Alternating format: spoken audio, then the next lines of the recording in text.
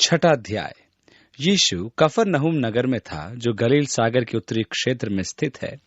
वहां उसने आराधनालय के सरदार याईर की पुत्री को मृत्यु से पुनर्जीवित किया था। अब वह कफरनहूम छोड़कर अपने शिष्यों के साथ अपने नगर नासरत जा रहा था। कफरनहूम और नासरत के मध्य की दूरी लगभग 30-35 मील थी।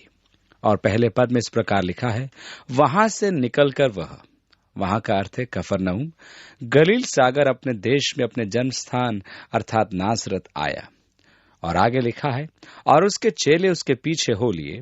सब्त के दिन वह आराधनालय में उपदेश करने लगा, और बहुत लोग उसकी बातें सुनकर चकित हुए और कहने लगे, इसको ये बातें कहां से आ गई, और ये कौन सा ज्ञान है जो उसको दिया गया है, और कैसे सामर्थ के काम इसके हाथों से प्रकट होते हैं। वहां के श्रोता आश्चर्यचकित हो गए। यूनानी भाषा में प्रयोग किए गए शब्द का अर्थ है ठोकर खाना।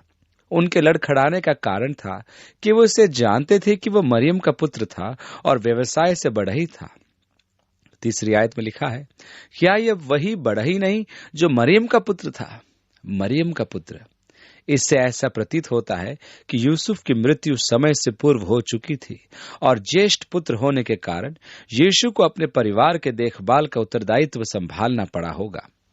इसलिए यह अति संभव है कि यीशु 30 वर्ष की आयु तक घर पर रहकर अपनी माता और अपने भाई बहनों की देखरेख करता रहा, क्योंकि वही सबसे बड़ा पुत्र था।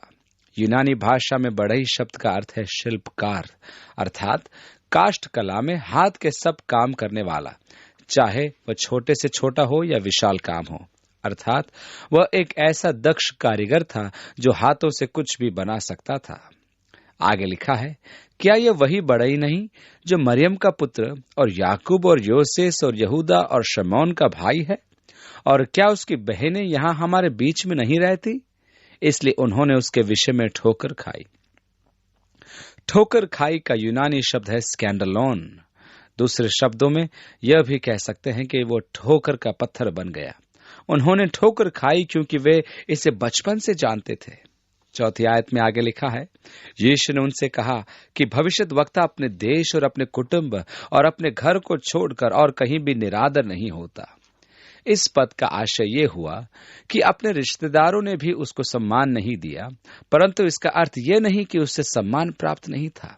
वह चारों ओर के गांवों में उपदेश करता रहा। अपने जन समूहों में उसे सम्मानित न किया गया, क्योंकि वे उसे बचपन से जानते थे। उन्होंने उसे पहचानने से इनकार कर दिया। 5वीं आयत में आगे लिखा है, और वह वहां कोई सामर्थ का काम न कर सका, केवल थोड़े बीमारों पर हाथ रखकर उन्हें चंगा किया। और उसने उनके अविश्वास पर आश्चर्य किया और चारों ओर के गांवों में उपदेश करता फिरा।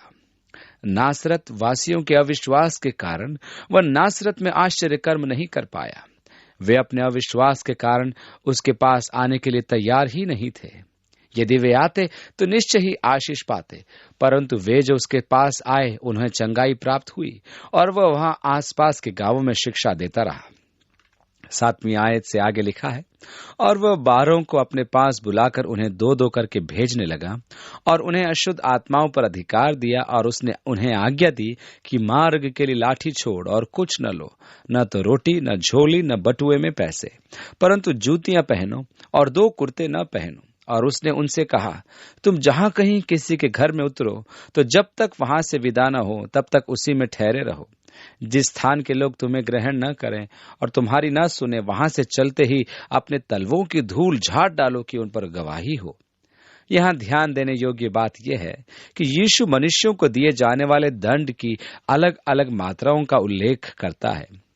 कुछ लोगों का मानना है कि दंड सब पापियों के लिए एक बार होता है, परंतु यीशु ने कहा, यदि एक मनुष्य परमेश्वर की इच्छा को जानता है और उसके अनुरूप कार्य नहीं करता और अधर्मी जीवन व्यतीत करता है, तो इससे अनेक कोड़ों की मार पड़ेगी। उस व्यक्ति को अनेक कोड़े खाने होंगे जिसको अधिक दिया गया है, और उससे अधिक अपेक्षा की जाएगी, और जिसको कम दिया गया है उससे कम की अपेक्षा की जाएगी।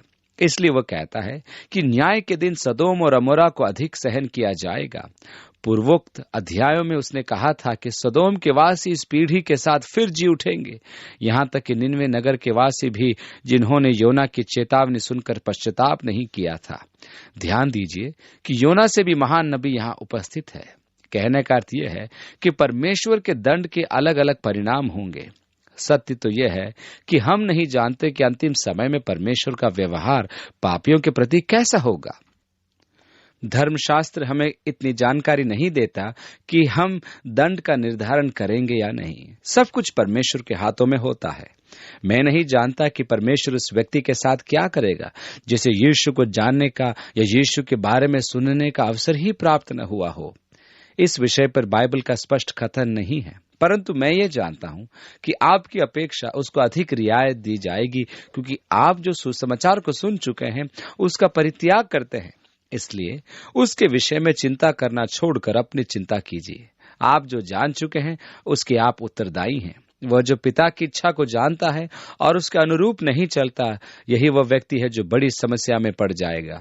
इस प्रकार परमेश्वर प्रतिफल में क्या दंड देगा और किस परिणाम में देगा, यह उसने अपनी इच्छा के अधीन आरक्षित रखा है। मैं इससे अति प्रसन्न हूं। मैं इस भयावह उत्तरदायित्व को नहीं उठा सकता जिसमें मुझे मनुष्यों के लिए दंड का निर्धारण करना हो। आप मेरे कहने का अर्थ समझ रहे हैं ना, कि किसी मनुष्यों के लिए निर्णय लेना कि वह अपराधी है या निरपराध, और यह भी कि यदि वह अपराधी है तो किस सीमा तक। यह ऐसा कार्य है कि जिसे मैं कभी नहीं करना चाहूंगा, और मैं परमेश्वर को धन्यवाद देता हूं कि मुझे करना भी नहीं है। कहने का अर्थ यह है कि दंड के भिन्न भिन्न परिणाम होंगे, और उनके लिए जिन्होंने शिष्यों के शुभ संदेश का परित्याग किया है, सदोम और अमोरा से अधिक दंड निर्धारित किया जाएगा। उस दिन उस स्त्री का रोग जाता रहा, और यीशु ने पूछा कि उसको किसने छुआ है। यह वह स्पर्श बिंदु था जिसके द्वारा उसके विश्वास का प्रवाह हुआ। वह निष्क्रिय नहीं बना रहा, वह सक्रिय हो प्रवाहित हो गया। वहां यह अवस्था नहीं थी कि मैं जानता हूं कि परमेश्वर यह कर सकता है। तेल मलने का भी ठीक यही अर्थ है। तेल पवित्र आत्मा का प्रतीक है, इसलिए हम कलीसिया तेल के अभिषेक का प्रयोग करते हैं। यदि आपको प्रचारकों द्वारा तेल मलकर प्रार्थना करने की आवश्यकता है तो आप भी आराधनालय में आ सकते हैं, क्योंकि प्रभु विश्वास योग्य है। परमेश्वर के स्पर्श प्रार्थनाओं के द्वारा अनेक रोग निवारण और चमत्कार हुए हैं। हम इन प्रार्थनाओं के द्वारा किसी व्यक्ति विशेष को महिमान्वित नहीं करना चाहते। हमारे विचारों में एक से अधिक प्राचीनों की उपस्थिति का एकमात्र यही कारण है कि किसी व्यक्ति विशेष को महिमान्वित न किया जाए। महिमा के लिए एकमात्र प्रभु ही है। इस प्रकार किसी व्यक्ति द्वारा अमुक भाई के ऊपर हाथ रखे जाएं तो यह जान लेना आवश्यक है कि वह वास्तव में यह परमेश्वर है जो आपके ऊपर हाथ रखता है, और वह तो इतना भला है कि वह अपने काम में हमें साधन बनने का सौभाग्य प्रदान करता है कि हमारे माध्यम से वह अपना कार्य करे। यीशु के शिष्य जगह जगह जाकर तेल से अभिषेक कर रहे थे। यह सुसमाचार में प्रथम और एकमात्र संदर्भ है, और दूसरा संदर्भ जो मेरी स्मृति में है वह याकूब उसके 5वें अध्याय में है। इस प्रकार अनेक रोगी रोग मुक्त किए गए। 14वीं आयत में लिखा है, और हेरोदेस राजा ने चर्चा सुनी क्योंकि उसका नाम फैल गया था, और उसने कहा कि यूहन्ना बपतिस्मा देने वाला मरे हुओं में से जी उठा है, इसलिए उससे ये सामर्थ के काम प्रकट होते हैं। और औरों ने कहा ये एलिया है, परंतु औरों ने कहा भविष्यद् वक्ताओं में से किसी एक के समान है। हेरोदेस ने सुनकर कहा, जिस यूहन्ना का सिर मैंने कटवाया था वही जी उठा है। यहां हम हेरोदेस का वर्णन पाते हैं। इसमें कोई संदेह नहीं कि हेरोदेस अनाचार पूर्ण परिवारों में से एक था। ये इतना अधिक अस्त व्यस्त परिवार था कि यदि मैं आपको उसके परिवार की स्थिति समझाने का प्रयास करूं तो मैं स्वयं ही अस्त व्यस्त हो जाऊंगा। यह हेरोदेस महान का पुत्र एंतिपास था। हेरोदेस महान यीशु के जन्म के समय राजा था। उसी के पास पूर्व से 3 ज्योतिषियों ने आकर यीशु के विषय में जानकारी पूछी थी। हेरोदेस ने ही 2 वर्षों के नीचे की आयु के समस्त बालकों को मरवा दिया था। वह एक क्रूर राजा था जिसे हमेशा एक ही भय रहता था कि कोई उसकी हत्या करके उसका सिंहासन न ले ले। इस स्वभाव का कारण यह भी था कि वह नाटा आदमी था। उसका कद लगभग 4 फुट 9 इंच था। नाटा व्यक्ति होने के कारण उसकी महत्वाकांक्षाएं महान थी। उसने जो भी निर्माण कार्य किया था उसमें विशाल पत्थरों का प्रयोग किया था। यरूशलेम की पश्चिमी दीवार इस व्यक्ति के निर्माण की साक्षी है, और मंदिर पर्वत पर बना मंदिर का पुश्ता बैतलहम के पास हेरोदिया का महल तथा मृत सागर के पास मसादा तथा अनेक स्मारक हेरोदेस ने बनवाए थे। अपने क्रूर स्वभाव के कारण उसने अपनी पहली पत्नी डोरिस और अपने एकमात्र पुत्र का वध करा दिया था। तदुपरांत उसने एक और विवाह किया। इस पत्नी से उसको 2 पुत्र उत्पन्न हुए। इनमें से एक पुत्र की बेटी थी हेरोदियास। हेरोदेस के मन में इनके प्रति भी शंका उत्पन्न हुई कि वे उसके विरुद्ध षड्यंत्र रच रहे हैं और उनका भी वध करवा दिया गया। उसकी मृत्यु के पश्चात वह उसके न होने का खेद मनाने लगा और विलाप करने लगा। उसने उसकी याद में एक मीनार बनवाई। इस समय हेरोदेस के विषय एक कहावत प्रचलित थी कि हेरोदेस के पुत्र होने की अपेक्षा उसके सुअर होना अधिक सुरक्षित है, क्योंकि उसने अपनी दोनों पत्नियों और उसके संतानों को घात कर दिया था। इसके पश्चात वह कुछ शांत हो गया। उसने अब एक तीसरी स्त्री से विवाह किया जिसका नाम था मिरियम। इससे इसे पुत्र प्राप्ति हुई जिसका नाम हेरोदेस फिलिपुस था, जो रोम में जाकर एक धनी व्यापारी बना। हेरोदेस फिलिपुस ने अपनी भतीजी हेरोदिया से विवाह किया, जो उसके पिता की दूसरी पत्नी की दोहती थी। अब हेरोदेस ने एक और स्त्री से विवाह किया जिससे उसे पुत्र प्राप्त हुए। उनमें से एक का नाम हेरोदेस एंतिपास था, जिसका यहाँ उल्लेख किया जा रहा है। वह अपने पिता के राज्य के एक भाग गलील क्षेत्र का राजा था। हेरोदेस एंतिपास जब रोम गया तो वहां उसने अपने सौतेले भाई हेरोदेस फिलिपुस से और उसकी पत्नी से भेंट की। उनकी एक पुत्री थी जिनका नाम उन्होंने सलोमी रखा था। हेरोदेस एंतिपास यहाँ हेरोदियास से प्रेम करने लगा और उसे प्रलोभित किया कि वह अपने पति को छोड़कर उसके साथ विवाह कर ले और गलील आकर राज्य करे। यूहन्ना बपतिस्मा देने वाला उसे खरी खरी सुनाता था। उसने हेरोदेस के इस अवैध कार्य का विरोध किया जो हमें पढ़ने को मिलता है, क्योंकि हेरोदेस ने अपने भाई फिलिपुस की पत्नी हेरोदियास के कारण, जिससे उसने ब्याह किया था, लोगों को भेजकर यूहन्ना को पकड़वाकर बंदी गृह में डाल दिया था, क्योंकि यूहन्ना ने हेरोदेस से कहा था कि अपने भाई की पत्नी को रखना तुझे उचित नहीं। हेरोदेस यूहन्ना बपतिस्मा देने वालों का कहना नहीं सुनना चाहता था, परंतु उसके आदेश सुनना उसे अच्छे लगते थे। वह यूहन्ना द्वारा मंत्र मुक्त किया जा चुका था, परंतु हेरोदियास के मन में उसके प्रति बैर था। वह एक लालची स्त्री थी जो हमेशा कोई न कोई योजना बनाती रहती थी। उसने अंत में हेरोदेस को बातों में जीत लिया कि वे रोम जाएं।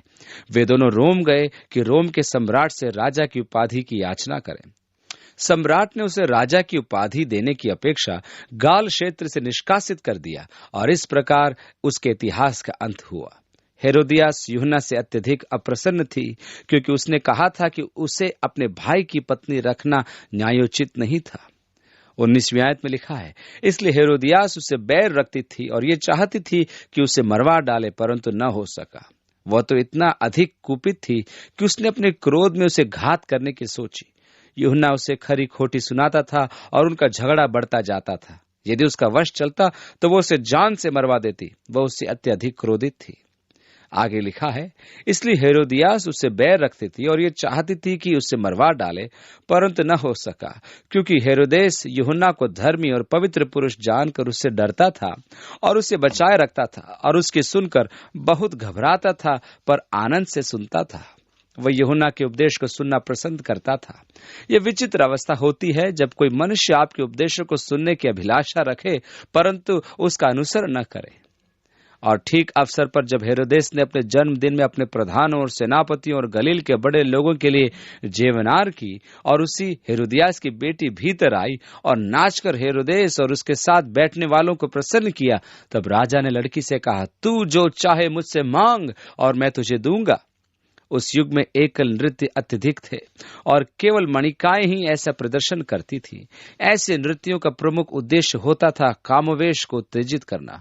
हेरोदियास द्वारा अपनी पुत्री को ऐसे नृत्य की अनुमति देने का अर्थ यह हुआ कि वे चरित्रहीन स्त्रियां थी। हेरोदिया जो अपने पुत्री को अन्य पुरुषों के समक्ष कामातुर नृत्य करने देती थी, कल्पना कीजिए कि उसका नैतिक स्तर क्या रहा होगा। इस नृत्य से उत्तेजित हो हेरोदेस ने पूछा और उसने शपथ खाई कि मैं अपने आधे राज्य तक जो कुछ तू मुझसे मांगेगी मैं तुझे दूंगा। नृत्य प्रदर्शन वास्तव में उत्कृष्ट ही रहा होगा। 24वीं आयत में आगे लिखा है, उसने बाहर जाकर अपनी माता से पूछा कि मैं क्या मांगू। वह बोली, यूहन्ना बपतिस्मा देने वाले का सिर। तब तुरंत राजा के पास भीतर आई और उससे विनती की कि मैं चाहती हूं कि तू अभी यूहन्ना बपतिस्मा देने वाले का सिर एक थाल में मुझे मंगवा दे। तब राजा बहुत उदास हुआ, परंतु अपने शपथ के कारण और साथ बैठने वालों के कारण उसे टालना न चाहा। अब हेरोदेस घिर चुका था और विशेष करके अतिथियों के समक्ष वचन दिए जाने के कारण वह इनकार न कर पाया। उसका अहंकार सामने आ गया था और उसने हत्या जैसा क्रूर कार्य कर डाला, पाप पर पाप किया और परिस्थितियों को और भी जटिल बना दिया। और राजा ने तुरंत एक सिपाही को आज्ञा देकर भेजा कि उसका सिर काट दिया जाए। उसने जेल खाने में जाकर उसका सिर काटा और एक थाल में रखकर लाया और लड़की को दिया, और लड़की ने अपनी मां को दिया। यह सुनकर उसके चेले आए और उसकी लोथ को उठाकर कब्र में रखा। अब हेरोदेस का विवेक दोषी हो गया था, जो दीर्घकालीन रहा। इसलिए जब उसने उत्तराकाल में यीशु की ख्याति और उसके चमत्कारों के बारे में सुना कि वहां एक व्यक्ति है जो नाना प्रकार के चमत्कार करता है, तो उसने कहा, वो निश्चय ही यूहन्ना बपतिस्मा देने वाला है और वह जीवित हो गया है। यह उसके कुकर्म का अनवरत बोध था। वह यूहन्ना को अपने मन मस्तिष्क से निकाल नहीं पा रहा था। वह यह सोचकर कि यूहन्ना पुनः जीवित हो गया है, उसके मन को शांति मिली, क्योंकि यूहन्ना की हत्या करने के कारण उसका विवेक उसे कसोट रहा था। अब हम पुनः इस खुले स्थान में आ जाते हैं जहां से यीशु ने अपने शिष्यों को सेवा कार्य के लिए भेजा था। अब वे लौट कर आते हैं।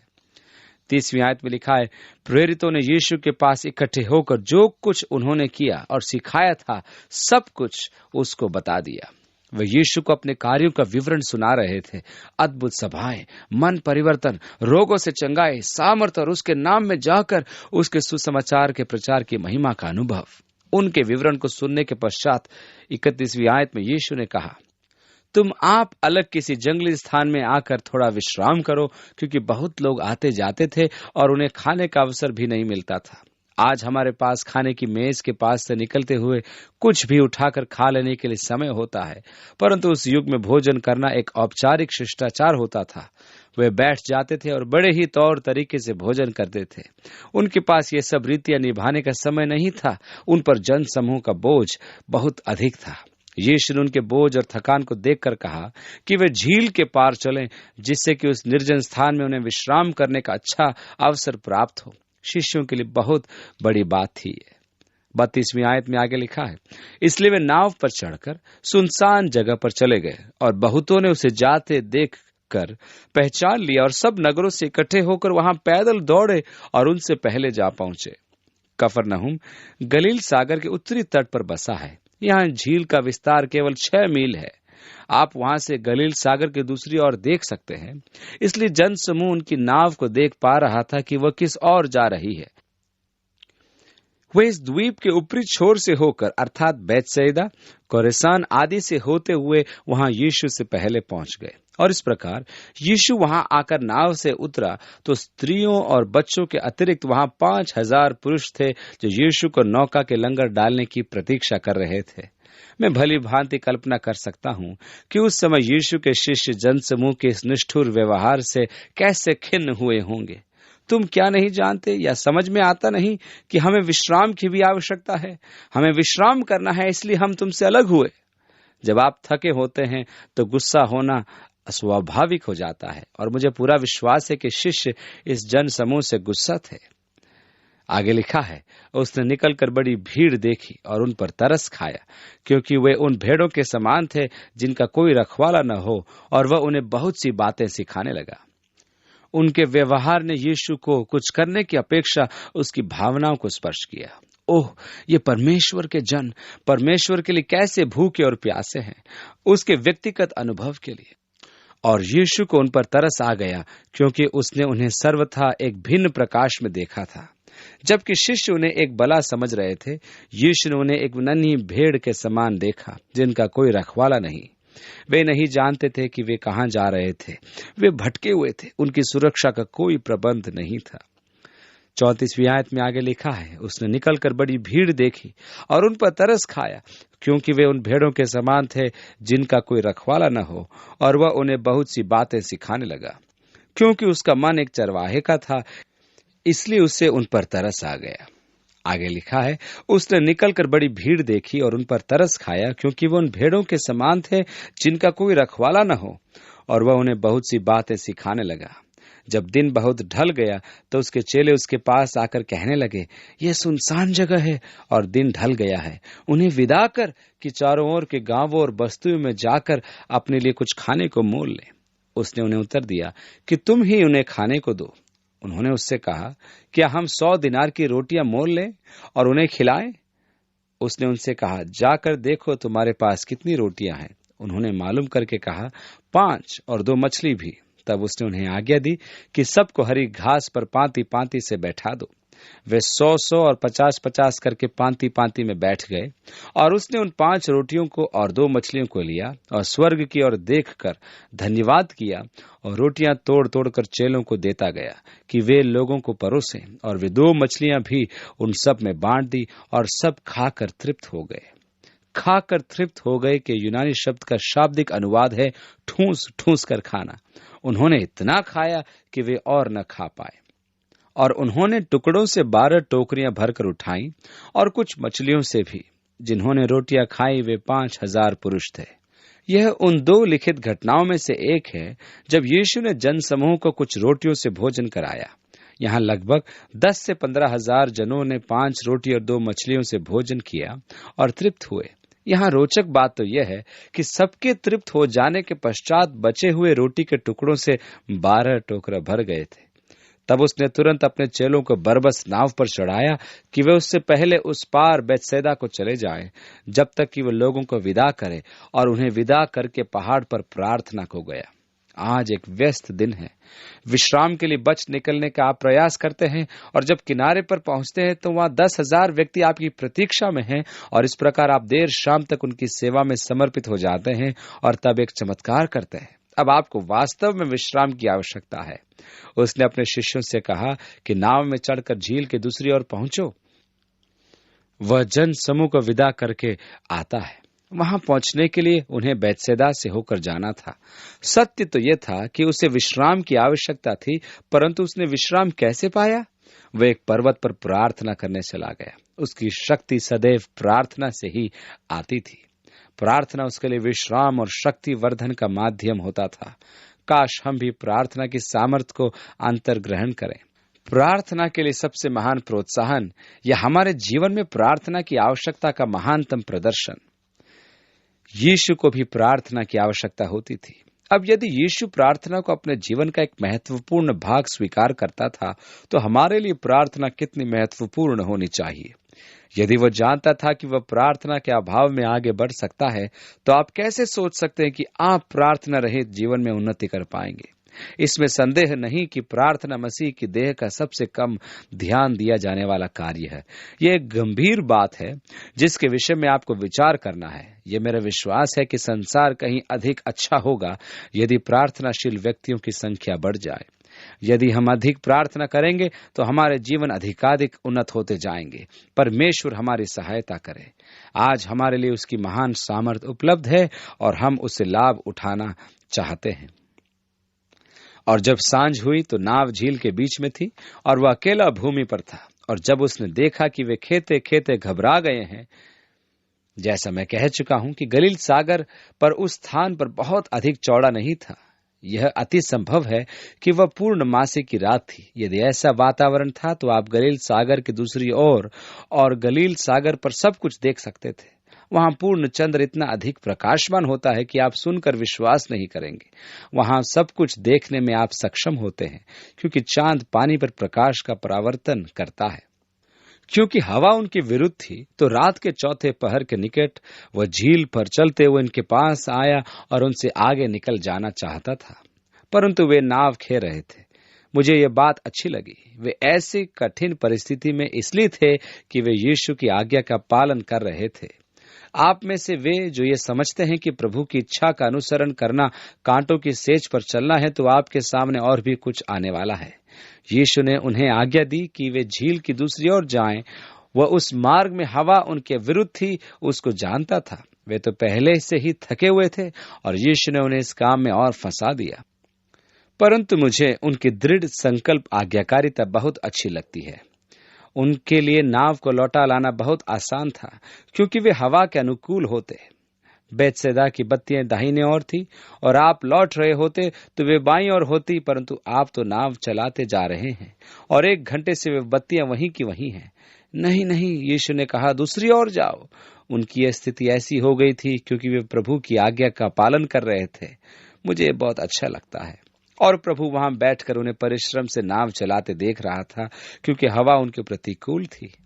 48वीं आयत में लिखा है, क्योंकि हवा उनके विरुद्ध थी तो रात के चौथे पहर के निकट वह झील पर चलते हुए उनके पास आया और उनसे आगे निकल जाना चाहता था। मेरे कहने का अर्थ यह है कि उसने उन्हें कुछ समय परिश्रम करने दिया क्योंकि रात्रि का चौथा पहर था।